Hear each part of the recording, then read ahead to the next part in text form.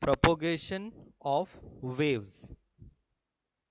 In this session, we will discuss how the waves propagate and what are the different ways the waves can be propagated in the media. So, in an Earth environment, electromagnetic wave propagate in the ways that depend not only on their own properties but also on those of the environment itself. So, the propagation is dependent on the environment as well as their own properties. Some waves travels in a straight line, somewhere follows the curvature of the earth, and some waves alter their path in the atmosphere.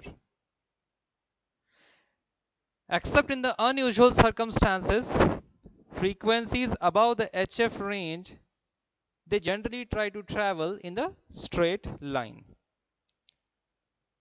as the light travels, except for refraction due to changing in the atmospheric density. So whereas there is a change in the atmospheric density, the frequencies above HF will not travel in the straight line. And wherever there is no change in the atmospheric density, the frequencies will travel in the straight line. So they propagate by the means of space waves.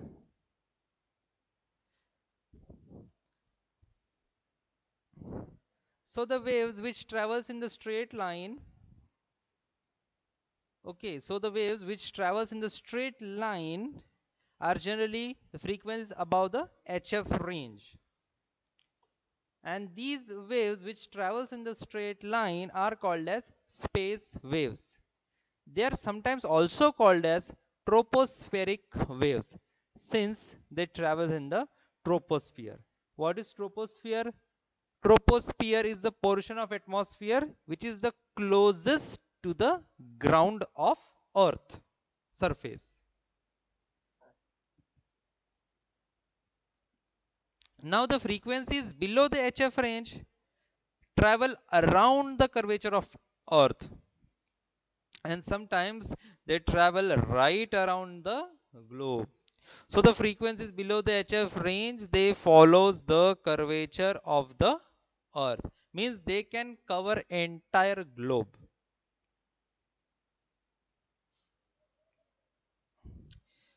The means are probably a combination of diffraction and a type of waveguide effect which uses the earth's surface and the lowest ionized layer of the atmosphere as the two waveguide walls.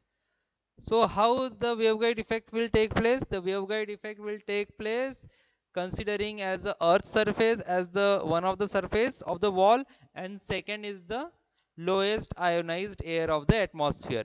So this earth surface and the lowest ionized layer of atmosphere forms the wall of a waveguide, and the waves can propagate between these two walls. These ground waves or surface waves as they are called are one of the original means of beyond the horizon propagation. So these surface waves, they are traveling around the globe, follows the curvature of earth, and hence they are termed as beyond the horizon propagation, surface waves or ground waves. All the radio broadcast signals received in the daytime propagate by the means of surface waves. Waves in the HF range and sometimes frequencies just above or below it are reflected by the ionized layers of the atmosphere. So if these frequencies are reflected by the ionized layers of the earth atmosphere, these frequencies are called as sky waves.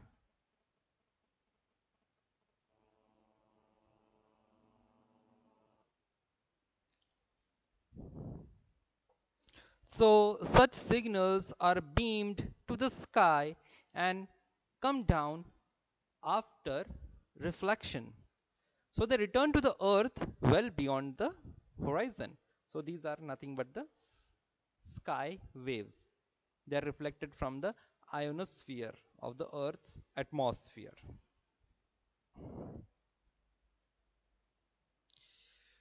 To reach receivers on the opposite side of the earth, these waves must be reflected by ground and the ionosphere several times. Two more means of beyond the horizon propagation are tropospheric scatter and stationary light communication system. So using skywave propagation, we can have beyond the horizon wave propagation, but other means such as tropospheric scatter and stationary satellite communication system, we can have beyond the horizon wave propagation. So with this prior knowledge, now we can study each type of wave propagation, that it is ground wave propagation, space wave propagation, sky wave propagation, tropospheric wave propagation, tropospheric scatter propagation, one by one in detail. Ground waves or surface waves propagation. So ground waves progress along the surface of the earth, and it must be vertically polarized to prevent the short circuiting of the electric component. As we have seen that the electrical component is vertical, and the polarization of the electrical component represents the polarization of the antenna.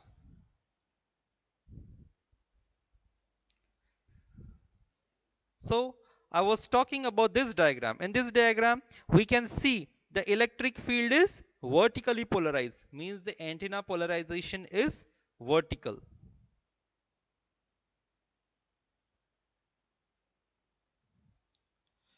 So a wave induces current in the ground over which it passes, and thus loses some energy by the absorption. So whenever the waves are propagating over the ground surface, some of the energy is lost by absorption. Absorption by water vapors, water molecules, or by oxygen, by fog, by rainfall, by carbon dioxide, etc. So this is made up by energy diffracted downwards from the upper portion of the wavefront. There is another way in which the surface wave is attenuated, and it is attenuated because of diffraction. So because of diffraction, the wavefront gradually tilts over and it short circuits with the earth surface as shown in the figure. So here in this diagram for ground wave propagation, as we can see, if this is a transmitter, it is transmitting energy, it is radiating the energy in the space, free space. It is vertically polarized, and because of the curvature of the earth, we can see that as the earth's surface curvature is increasing, this vertical polarization is getting short circuited. Because of the increasing the angle of tilt, this electric field is getting short circuited with the ground. As the angle of tilt increases, the short circuiting also increases along the direction of the propagation of the waves. So these are the successive wavefronts. Successive wavefronts increases as it propagates along the direction, so the angle of tilt also increases, and as the angle of tilt increases, we can see that this this line, it is short circuiting the earth surface. So earth surface and the electric field are getting short circuited because of the increase in the angle of tilt. And why there is increase in the angle of tilt? Because the surface of the earth is curved. The surface of earth is curved because of the ground surface. So as the waves propagate over the earth, it tilts over more and more, and thus increasing tilt causes greater short circuiting of the electric field component of the wave, and hence if there is increase in the short circuiting of the electric component, then the field strength gets reduced. So if this angle increases, the field strength reduces. Eventually, at some distance, and we calculate this distance in terms of wavelengths. So eventually, at some distance from the antenna, as partly determined by the type of surface over which the ground waves propagate, the wave lies down and die. Means as the angle of tilt increases, it lies down more and more short circuiting will take place, and eventually it lies down and dies. So it is important to realize that since it shows that the maximum range of such transmitter depends on its frequency as well as its power. Thus, in the VLF band, that is very low frequency band, insufficient range of transmission can be cured by increasing the transmitting power. So if we want to increase the range, we have to increase the transmitting power. So this remedy will not work near the top of the mid frequency range, since the propagation is now definitely limited by the angle of tilt.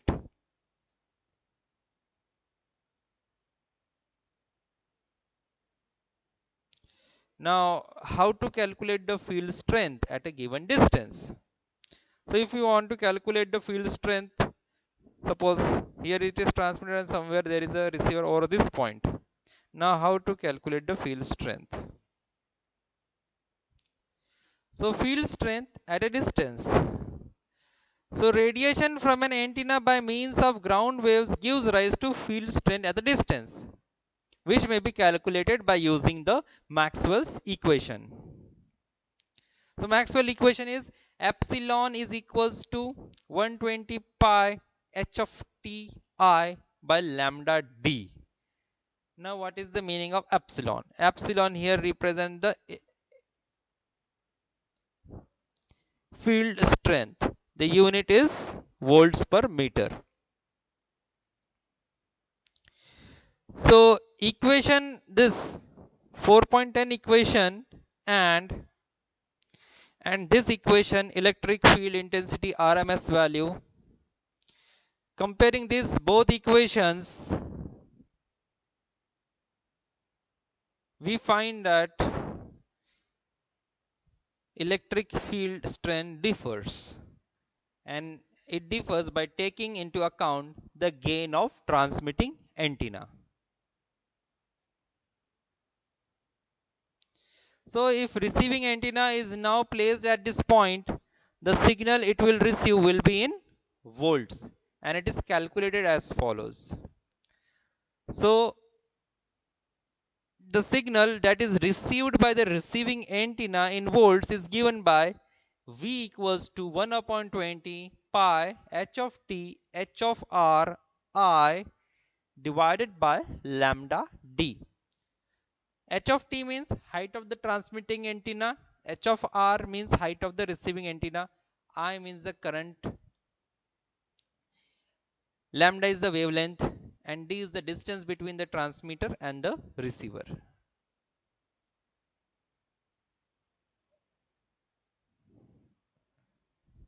and 120 pi is the characteristic impedance of free space.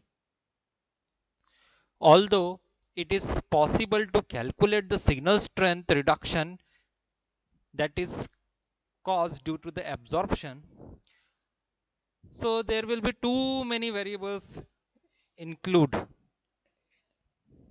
included in this, and it can be worthwhile. Such variables also include salinity of the seawater, of course, because most of the area of earth is under seawater, that is around 70%.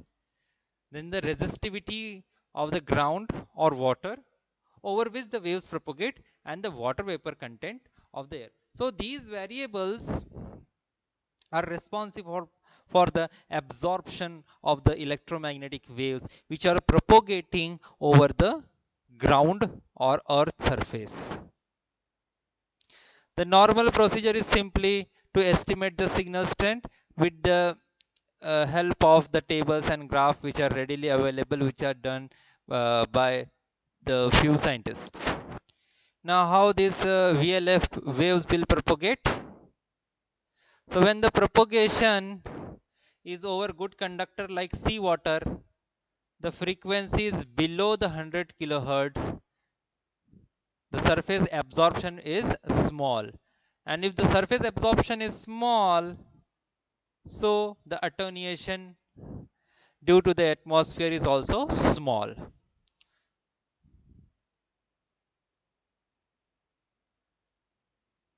Thus, the angle of tilt is the main determining factor in the long distance propagation of such waves.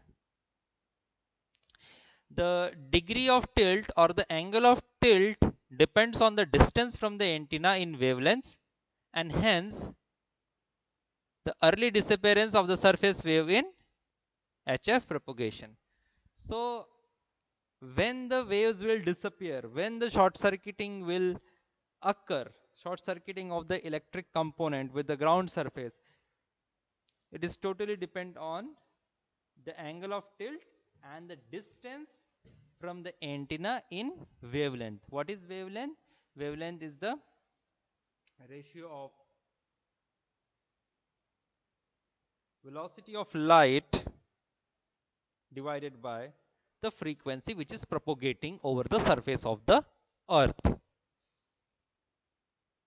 So conversely, we can say that because of large wavelengths of VLF signals, waves in this range are able to travel long distances before disappearing right around the globe if the sufficient power is transmitted. So if the VLF frequencies are having sufficient power, then they can be propagated around the earth, around the globe. And we can say that this is only possible because of their larger wavelengths of VLF frequencies, very low frequencies. That is frequencies below 100 kilohertz.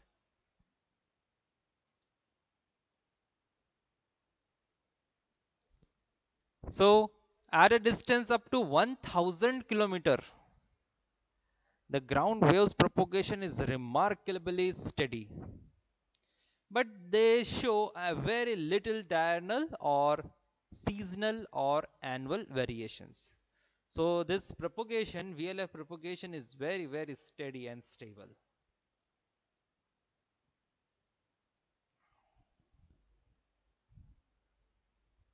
Further, it is worth mentioning that the effect of E layer, E layer is Earth's atmosphere layer. We will discuss these layers in detail in sky wave propagation. So further out, the effects of E layer contribution to the propagation also helps in the propagation of these ground waves. So as we have discussed previously that if the ground waves get trapped between the ionized layer, that is E layer, and the earth surface, then the ground waves, the very low frequency waves, can propagate the longer distances because of the reflection mechanism. Reflection from the ionized layer, that is E layer, and reflection because of the earth surface.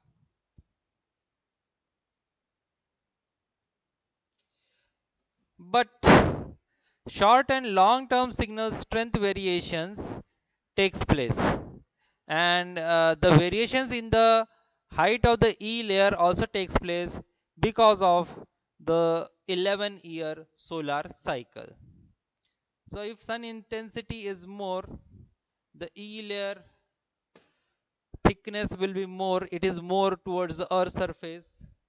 And if the height of the E layer increases above the earth surface, the propagation of ground waves will be limited.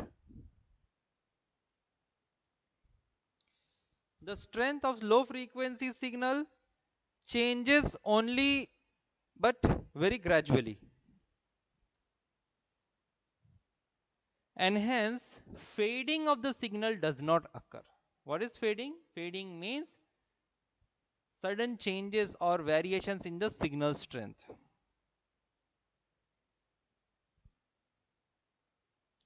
So the transmission at these wavelengths proves a very reliable means of communication over longer distances, as in this propagation fading does not occur.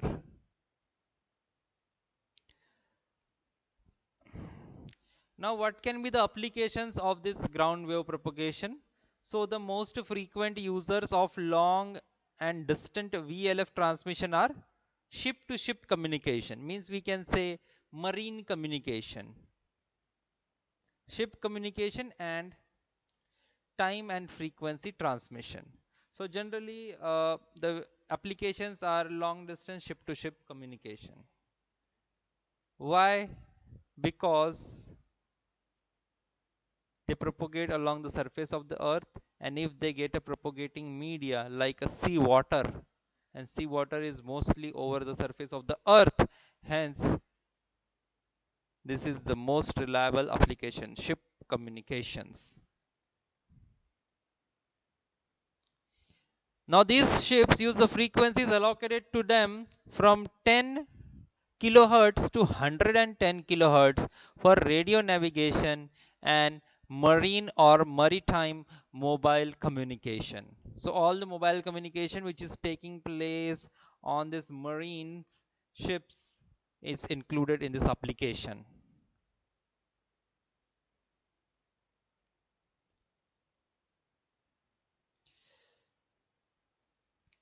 The time and frequency transmissions operate at the frequencies as low as 16 kilohertz.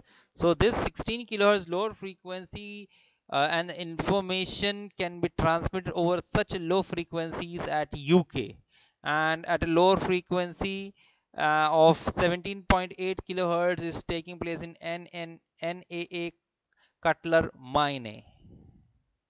These are the name of the places where this very low frequency transmission is used for the communication purpose. So they provide a worldwide continuous hourly transmission of stable radio frequencies, standard time intervals, time announcement, standard musical pitch, standard audio frequencies, and radio propagation notices. So these are the applications where the ground waves propagation can be utilized, because the transmission is very stable.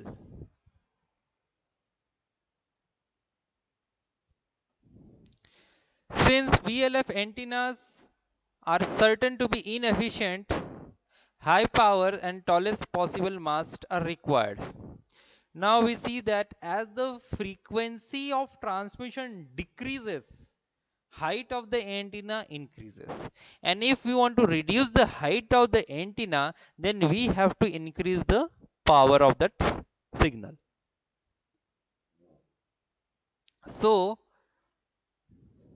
we have to increase the height of the antenna if power is a limit. And we have to see the tallest possible mast over which these VLF antennas are to be mounted. Thus, we find that excess power of 1 megawatt is transmitted as a rule rather than exception. So this 1 megawatt power is very large, but the only advantage is that it will cover longer distances.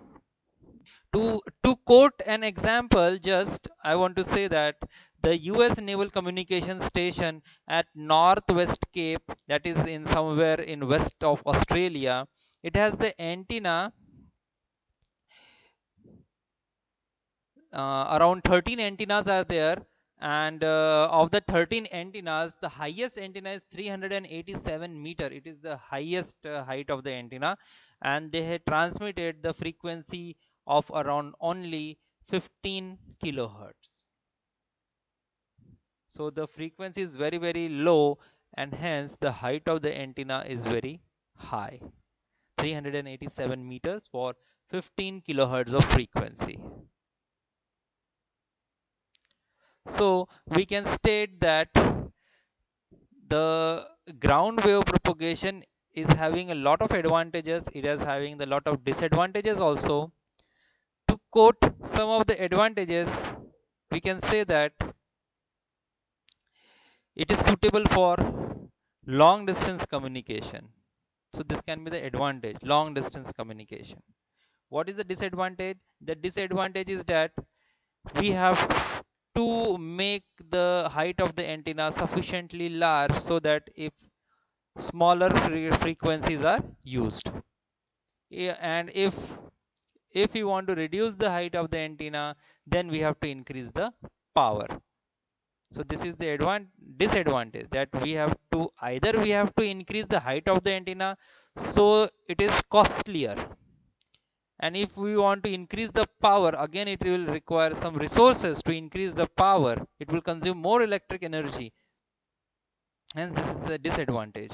But the only advantage is that the communication over longer distances is possible. It does not require the number of repeaters for transmitting the frequency again and again. So this is the biggest advantage of ground wave propagation. Long distance communication, maximum up to 1000 kilometer, but the disadvantage is that it requires the excess power of around 1 megawatt. It requires large tall mast height of the antennas. This is all about ground or surface wave propagation.